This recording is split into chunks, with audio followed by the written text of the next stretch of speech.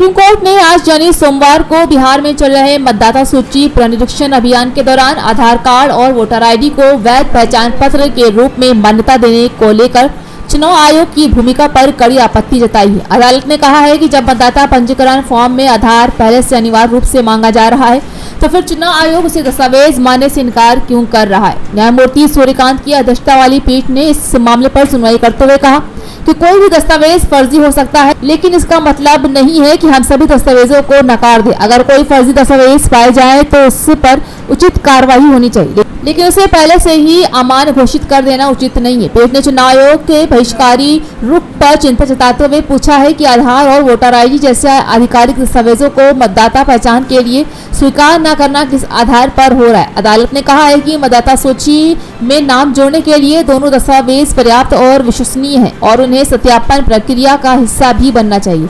इस दौरान याचिकाकर्ता की ओर से वरिष्ठ अधिवक्ता गोपाल शंकर नारायण ने कोर्ट से आग्रह किया है कि जब तक इस मामले में अंतिम निर्णय नहीं आ जाता है तो ड्राफ्ट मतदाता सूची को प्रकाशित करने पर रोक लगाई जाए। हालांकि सुप्रीम कोर्ट ने इस मांग को अभी स्वीकार करने से इनकार कर दिया है और कहा है कि वो इस मामले में पूरी सुनवाई के बाद अंतिम आदेश पारित करेगा। अदालत ने यह भी स्पष्ट किया है कि चुनाव प्रक्रिया की पारदर्शिता बनाए रखना आवश्यक है, लेकिन इसके लिए जमीनी हकीकत और व्यवहारिक समाधान भी जरूरी है। अब इस मामले में अगली सुनवाई कल यानी कि मंगलवार को होगी, जिसमें चुनाव आयोग को अपने रुख पर स्पष्टीकरण देने की उम्मीद है।